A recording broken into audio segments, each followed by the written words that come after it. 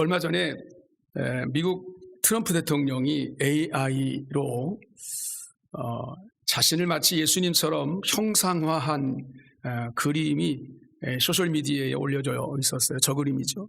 여러분 한번 보셨을 겁니다. 트럼프 자신도 자신이 예수님과 같은 존재라고 생각해서 그런 형상을 만들지는 않았을 겁니다. 영향력의 측면에서 자신이 차지하는 비중이 이만큼 크다라고 하는 것을 과시하기 위해서 그런 것이 아닌가라고 하는 생각이 듭니다. 하지만 그의 의도와는 상관없이 이 그림에 대한 반응은 대부분 다 부정적이었죠. 아무리 영향력이 있는 사람이라 할지라도 넘지 말아야 할 선은 분명히 있는 것인데, 그래서 이 그림으로 인해서 기독교뿐만 아니라 천주교에서도 많은 부정적인 이야기들이 나온 것이 사실입니다. 이 사건을 보면서 한번 생각해 볼 수 있는 것이 있습니다. 영향력이라고 하는 단어를 생각해 보게 됩니다. 세상 권세로만 보면 미 대통령 트럼프처럼 영향력이 있는 사람이 없죠. 그는 초강대국의 대통령입니다. 그의 말 한마디에 따라서 여러 나라가 울고 웃고 할 정도의 영향력이 있는 사람입니다. 그러나 자신을 예수님의 모습으로 형상화하면서 과시하는 듯한 행동을 한 것에 대해서 사람들의 마음이 부정적인 반응을 보이는 그 이유가 무엇일까? 라고 하는 것은 요즘 돌아가는 국제 이 정세의 그 관계성 속에서 그가 영향력이 있고 클지는 모르겠지만, 그러나 그를 바라보는 신앙적인 측면이나 종교적인 측면에서는 그가 아무런 영향력을 발휘하고 있지는 못하구나라는 생각들을 하게 됩니다. 그래서 오늘 저는 다시 한번 그런 의미에서 세례 요한이라고 하는 선구자를 다시 한번 생각해 보게 됩니다. 세례 요한이 광야에서 외치고 요단강에서 세례를 주니까 사람들이 일제히 관심을 기울였습니다. 그는 남다른 모습으로 사람에게 외치고 세례를 베풀었죠. 이런 그의 모습을 보면서 적극적으로 그를 지지하는 사람도 있었고, 반대로 그런데 그 모습에 대해서 의아해하는 좀 뭔가 부정적인 생각을 가진 사람도 물론 있었을 것입니다. 그런데 한결같이 저들은 모두 이 세례 요한이라는 사람에 대해서 주목하고 있었습니다. 그리고 이 사람이 그동안 기다리던 메시아가 아닐까라고 생각하는 사람도 많이 있었습니다. 그의 말이나 행동을 보면서 가볍지 않다. 뭔가 우리가 예전에 하나님께서 말씀하셨던 그 구약 성경의 말씀이 지금 실현되는 것이 아닌가라는 생각을 가지고 있었습니다. 그의 행동, 그의 말에 대해서 가볍게만 여기지 않았다는 증거입니다. 그를 찬성하든 그를 반대하든 그의 외침에 대해서는 일단 귀를 기울이지 않을 수 없었다는 것입니다. 그게 바로 영향력입니다. 여러분들이 하는 말과 행동에 대해서 내 주변 사람들이 얼마나 나를 바라봐 주는가 라는 것이 영향력입니다. 나는 과연 영향력이 있는 사람인가 라는 것들을 우리는 생각해 보게 됩니다. 적어도 우리가 예수를 믿는, 예수를 나의 구주와 주님으로 영접한 그리스도인이라고 한다면, 그리스도인으로 이 땅을 살아가고 있다고 한다면 세상 사람들에게 어느 정도 일정한 영향력을 주면서 살아가야 되겠죠. 아무런 영향력이 없는 삶, 그것이 오늘 우리에게 이 땅에 남겨놓으신 하나님의 뜻은 아닐 것입니다. 비록 예수를 믿지 않는, 기독교를 반대하는 사람이라 할지라도 내가 하고 있는 그 어떠한 말과 행동을 통해서 한 번쯤은 생각해보고 한 번쯤은 돌아볼 수 있는 그런 뭔가의 상황이 우리 가운데 있어야 된다는 것이죠. 그게 바로 영향력입니다. 이렇게 되기 위해서는 우리가 하는 말과 우리가 하는 행동이 진실해야 될 것입니다. 자신을 과시하는 게 아니고요, 그 말하는 것으로, 행동하는 내용으로 무언가를 보여줄 수 있어야 되는 거죠. 선한 영향력이죠. 나를 과시하는 게 아니고 내 자랑하는 게 아니라 나는 이렇다라고 하는 것을 드러내는 것이 아니라 하나님의 뜻을 내 삶 속에 담으면서 다른 세상적인 논리가 아니라 하나님의 말씀을 실현할 수 있는 진실성, 이것이 바로 그리스도인의 영향력일 것입니다. 적어도 세례 요한은 그렇게 살았던 사람입니다. 오늘 우리는 그런 세례 요한의 외침을 다시 한번 들여다보기를 원합니다.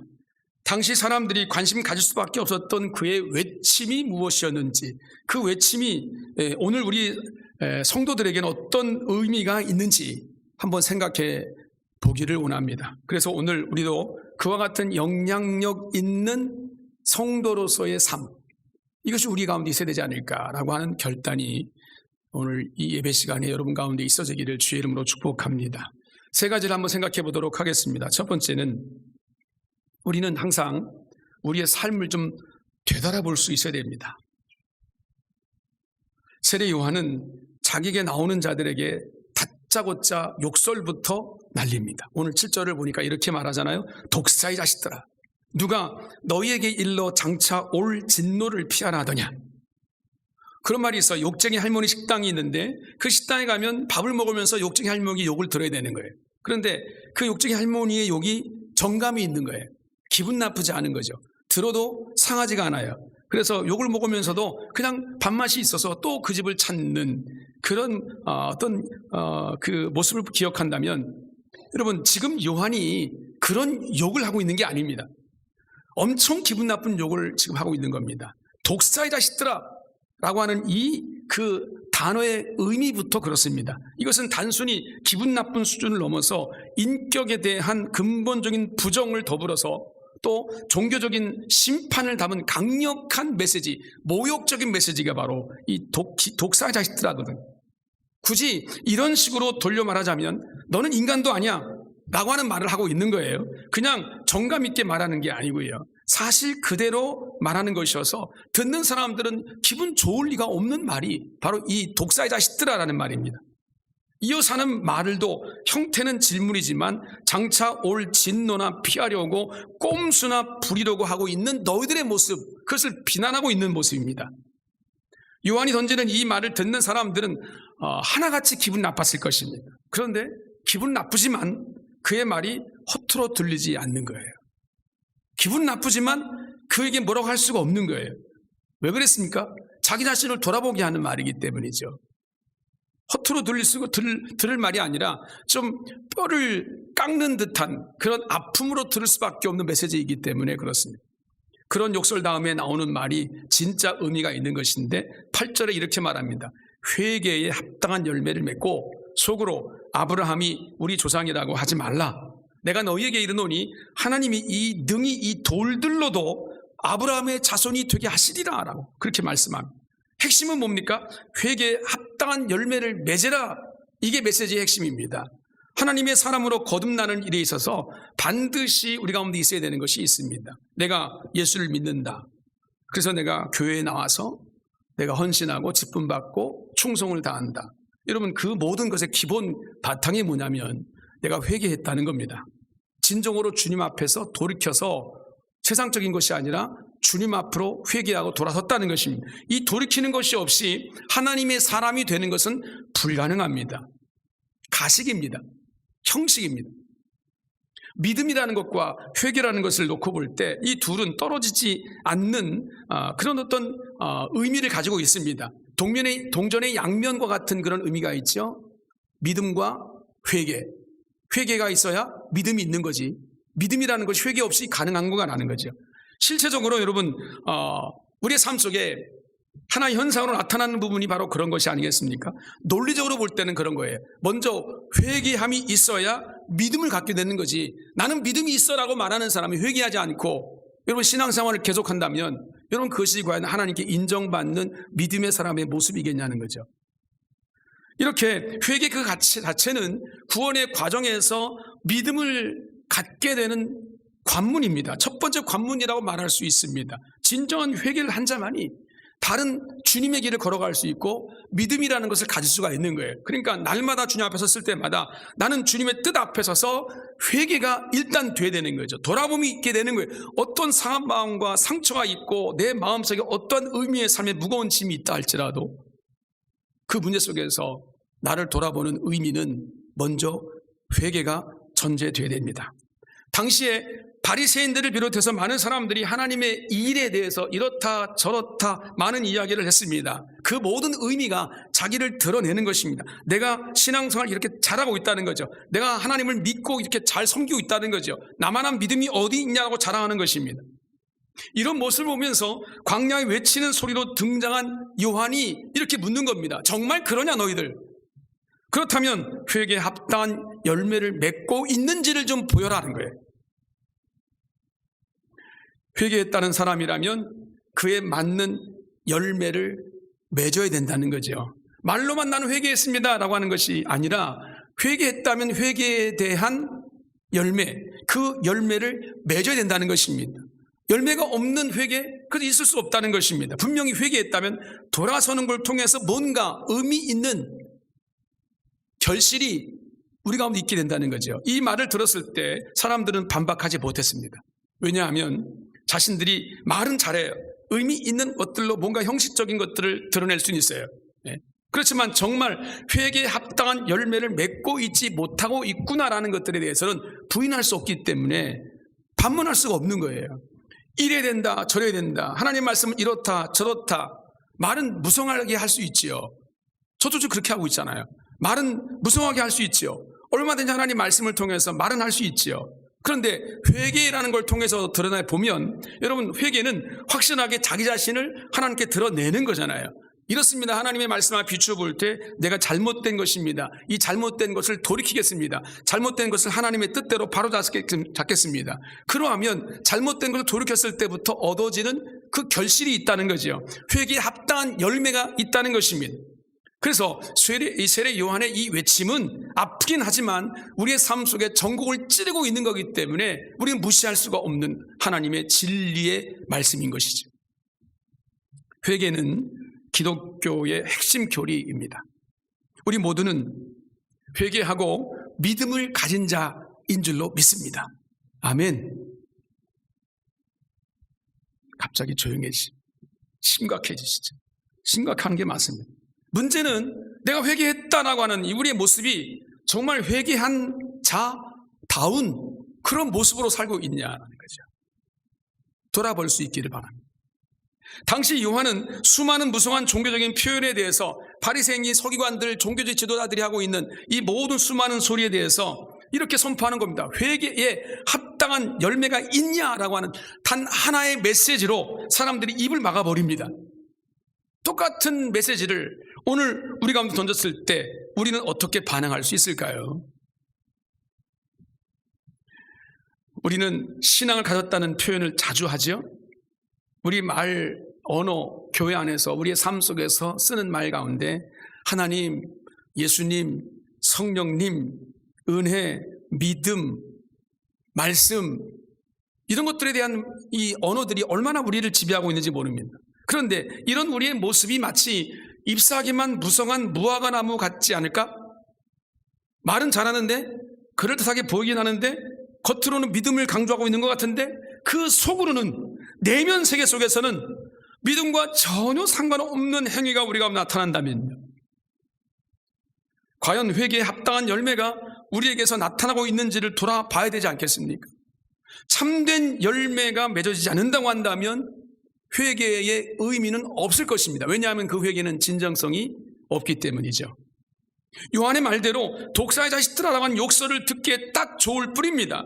자신의 참된 믿음, 참된 회개에 맞는 열매를 맺는지 돌아보지 않는다고 한다면 우리는 입술로만, 겉으로만 드러난 회개와 믿음, 그럴싸하게 한낱 포장 같은 나는 그리스도이냐, 나 예수 믿는 사람이라고, 나는 목사야, 나는 장로야, 나는 권사야, 나는 집사야 라고 하는 것들이 그냥 포장지에 불과한 거예요.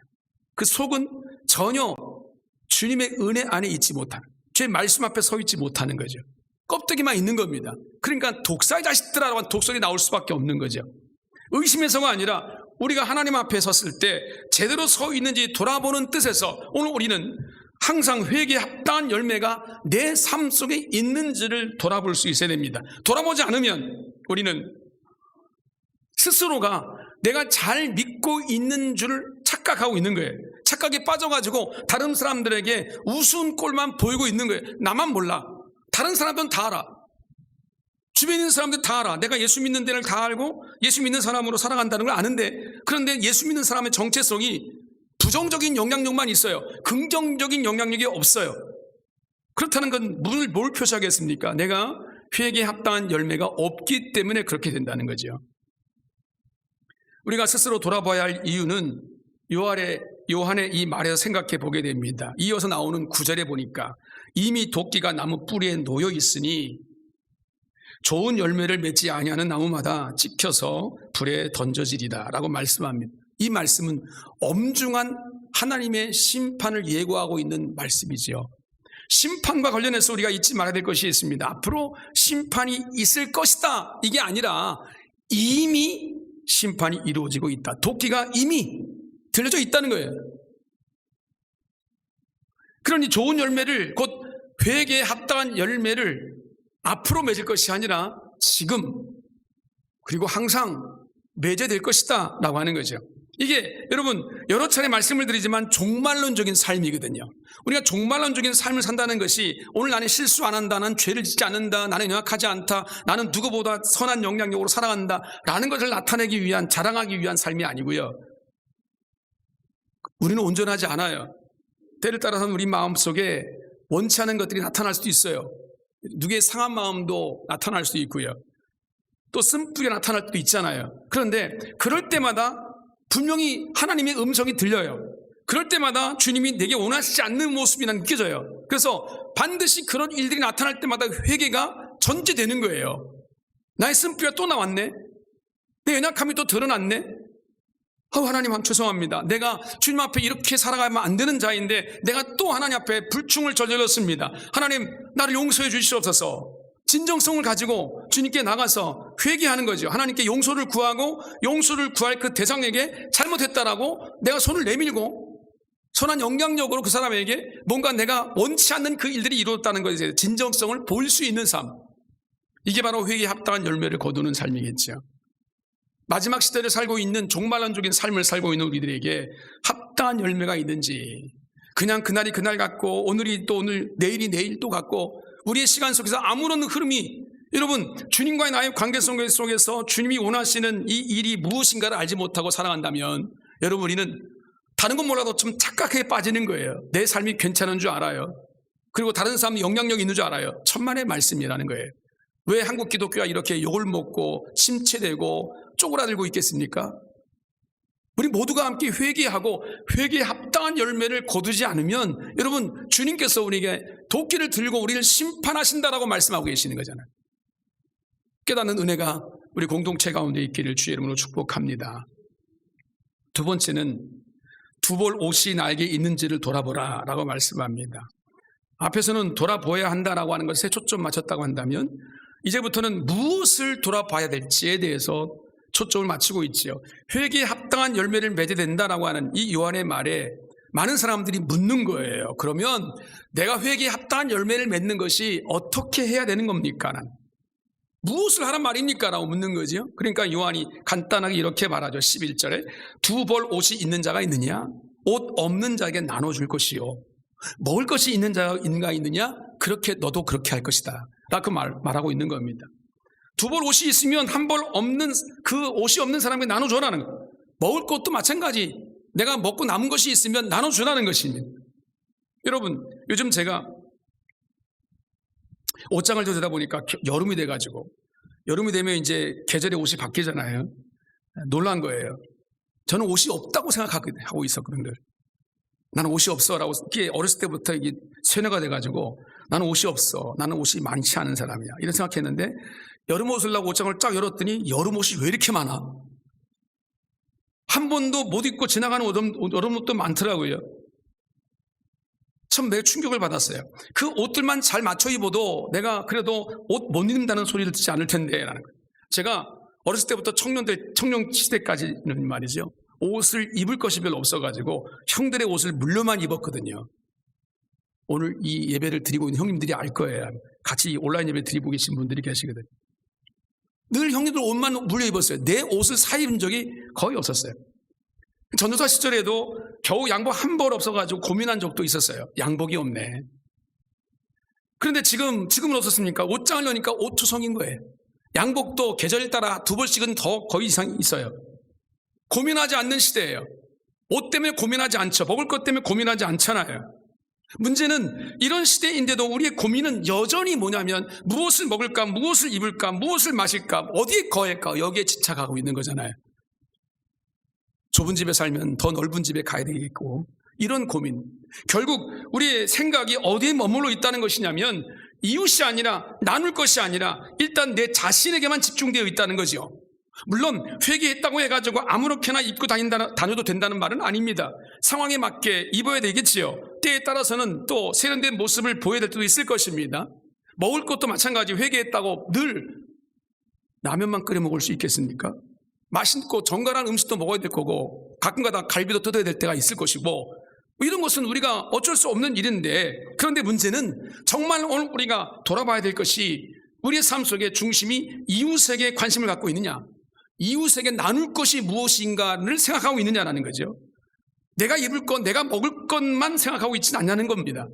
너무 많은 옷을 가졌는데도 불구하고 입지 못하는 사람들을 생각하지 못하고 있는, 거기에 대해 생각을 전혀 못하고 있는 우리들의 모습이라면 이것이 바로 회개에 합당한 열매를 맺어야 될 문제다라는 거죠. 옷이 두 벌이면 그 하나를 나누라고 세례 요한이 말하고 있습니다. 이것이 바로 회개에 합당한 열매다.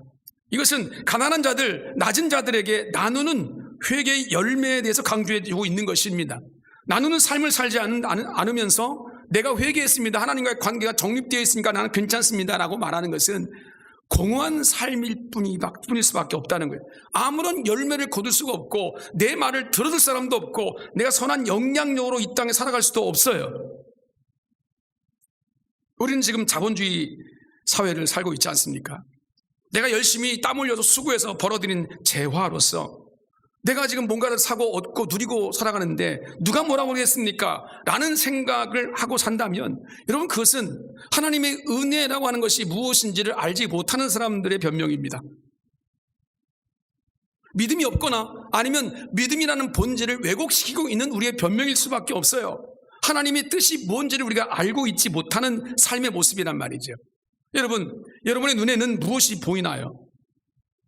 철이 바뀌면서 새로 사야 할 옷만 보이는가?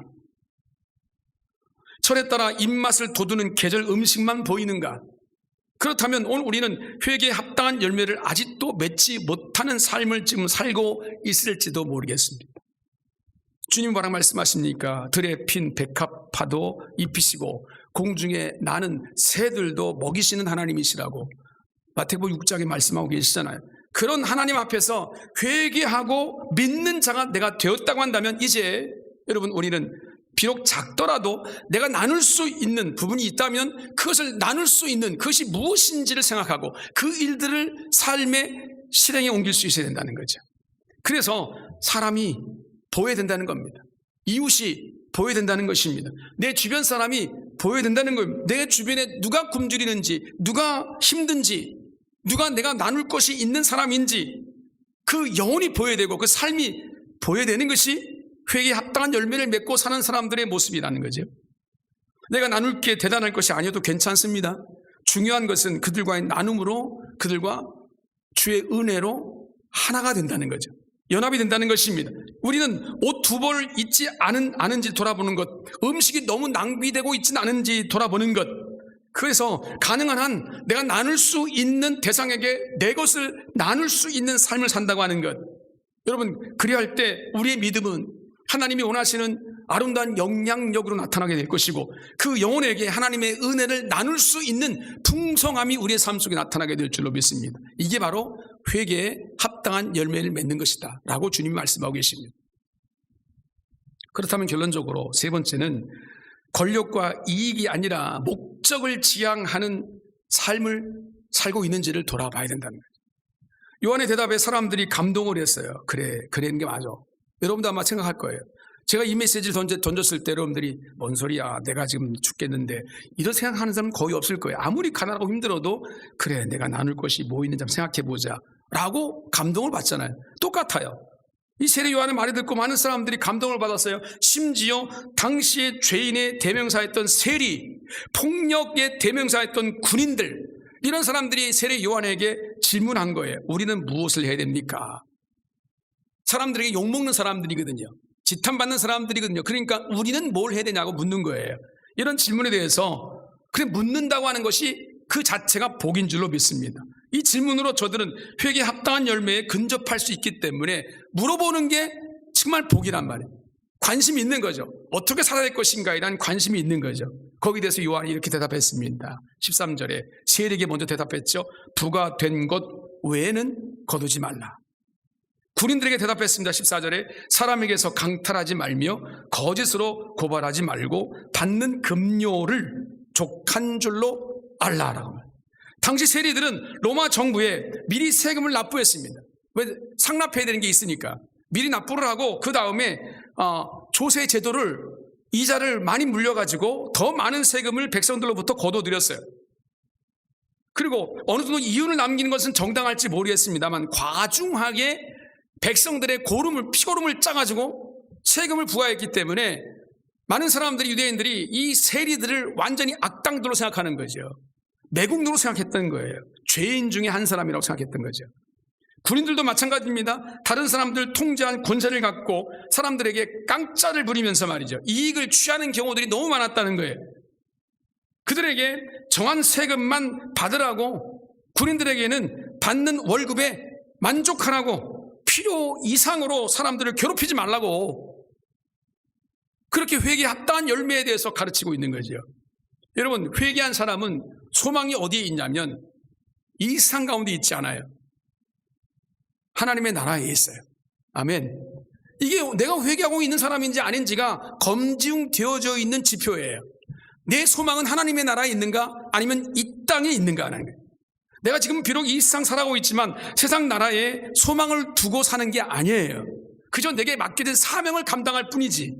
그런데 그런 그리스도인이 내게 주어진 권세나 이익에만 집중한다면, 그걸 추구하는 데만 열을 올리고 있다면, 여러분, 그건 세상 나라에 대한 소망을 버리지 못한 사람들의 모습이 아닐까요? 이렇게 이익이나 권세를 지향하는 삶은 회개에 합당한 열매와 거리가 멀다는 거죠. 왜 세리가 되게 하셨는지를 돌아보라는 거예요. 그 자리에 맞는 세금 행정을 펼쳐야 될 것이 분명히 있을 거예요. 왜 내가 군인이 되게 하셨는지 돌아보라는 거죠. 그 자리에 맞는 모습으로 사람들을 보호하고 나라와 안녕을 추구하고 유지해야 될 의무가 있는 거죠. 왜 내게 사람을 다스릴 권세를 주셨는지를 돌아보고 내 이익을 위한 정치를 하는 것이 아니라 백성들을 위한 정치를 하라는 거잖아요. 여러분, 우리가 하는 모든 일은 하나님께서 나에게 맡기신 것입니다. 내가 뭘 하든 그 일은 하나님께서 내게 맡기신 거예요. 그래서 하나님은 그 자리에 걸맞는 모습을 나에게 기대하시는 거죠. 그러니까 오늘 우리는 그 자리에 나를 세우신 것을 생각하면서 그 하나님의 부르심에 응답하는 삶을 살아야 될 줄로 믿습니다. 이게 바로 목적 지향적인 삶입니다. 하나님은 한 자리도 한 사람도 그 자리에 그냥 세우지 않으셨습니다. 하나님이 나에게 원하시는 것이 있어서 그 자리에 나를 세우신 줄로 믿습니다. 그렇다면 이 자리에서 내가 하나님의 뜻을 이룬다고 하는 것은 뭔가라는 거예요. 이걸 고민해 봐야 되는 거잖아요. 이 질문에 대답할 수 있는 삶이 바로 회개에 합당한 열매를 맺으면서 살아가는 삶이겠죠. 그 구체적인 말씀들이 오늘 나오잖아요. 세리에게 원하는 하나님의 뜻이 있다는 거죠. 군인들에게 하나님이 원하시는 뜻이 있다는 거죠. 정치인들에게 하나님이 원하시는 뜻이 있다는 거죠. 교단에서는 선생님들에게 원하는 하나님의 뜻이 있다는 거죠. 장사를 하거나 사업을 하는 사람들에게 원하는 하나님의 뜻이 있다는 거잖아요. 자녀를 양육하는 부모들에게 하나님이 원하시는 뜻이 있다는 거잖아요. 목회를 하는 저 같은 사람에게 하나님이 원하시는 뜻이 있다는 거잖아요. 모두가 그 삶의 자리에서 하나님의 뜻을 찾아서 회개에 합당한 열매를 맺는, 내가 회개하고 주님 앞에 이 귀한 자리를 통해 원하시는 뜻을 쫓아가면, 돌이키고 하나님의 뜻을 붙잡고 순종하면 하나님께서 합당한 열매를 거두게 하실 것이다. 너희들이 거두는 게 아니라 하나님 거두게 하시겠다라고 하는 그 은혜를 오늘 말씀해 주고 계시는 겁니다. 그새 비교적 세리와 군인들, 제가 정치인들, 많은 사람들 얘기했습니다만 그 모든 것들을 한번 종합해 보면 회개에 합당한 열매를 맺을 수 있는 가장 근거가 뭐냐면 내가 붙잡고 있는 것들을 내려놓으라는 거예요. 자기를 비워가라는 거예요. 섬겨가라는 거예요. 나를 먼저 생각하지 말고 내 주변에 있는 사람들을 먼저 생각하고 함께 섬기고 나누고 하나님의 사랑을 함께 베풀 수 있는 것이 무엇인지를 생각하라는 거잖아요. 나보다 남을 생각하는 것이 바로 십자가의 정신이잖아요. 그래서 예수님께 십자가에 죽으신 거잖아요. 나를 위해 죽으신 그 십자가의 정신이 내 안에 있다고 한다면 여러분, 나만을 위해, 내 이익을 위해, 내 주권을 위해, 내 자존심을 위해 살아가는 삶이 얼만큼 여러분 어리석고 하나님의 뜻에서 벗어난 인생인지를 우리는 깨닫게 될 것입니다. 사랑하는 성도 여러분, 세례 요한을 통해서 우리의 선한 영향력이 어떻게 나타나고 있는지를 한번 돌아볼 수 있기를 바랍니다. 이웃소통주의를 맞이하면서 깨닫는 것이 하나 있는 게, 우리 그리스도인들이 지금 가장 큰 문제가 뭐냐면 내 말을 들어줄 사람이 없구나. 내 말을 해도 저 사람이 내 말을 뭐겠어요? 다른 말 아니잖아요. 예수를 믿으라고, 교회 나와서 신앙생활 하자고, 하나님의 나라를 추구하자고 하는 얘기가 우리가 말인데 그 말을 들어줄 사람이 없는 거예요. 그게 무슨 얘기냐면 좀 더 꼬집으면 선한 영향력 있는 삶을 살지 못하고 있다는 거죠. 내가 평소에 많은 섬김과 비움과 나눔과 사랑의 삶을 살았다고 한다면 그게 크지 않아도 돼요. 그것이 울림이 돼요. 영향력이 돼가지고 이런 순간에 누군가에게 이번 우리 교회에서 이웃초청주의를 하는데 정말 이번 기회에 가서 하나님 만나보지 않을래? 복음을 한번 들어보지 않을래? 하나님이 살아계신데 하나님 믿어보지 않을래? 이런 얘기를 하게 되면 영향 있는 사람들의 삶은 그게 변화가 있어요. 변화가 길 수도 있지만 그 변화는 반드시 이루어지게 될 줄로 믿습니다. 그런데 영향력 없는 삶은 그게 그냥 한 길로 한 길로 흘러가. 아무런 삶의 변화가 없어요. 그러니까 여러분도 포기가 돼요. 낙심이 되니까. 해봐야 안 되는 거니까요. 해봐야 안 되는 것의 이유가 어디에 있는가라는 것들을 내 자신에부터 돌이키고 회개하는 마음으로 돌아보게 되면 내가 그것을 전하고자 하는 삶을 통해서 사람에게 영향력이 없는 사람이구나라는 것들을 증명하고 있는 거거든요. 우리 모두가, 저부터 우리 모두가 함께 이 부분에서 회개해야 할 문제입니다.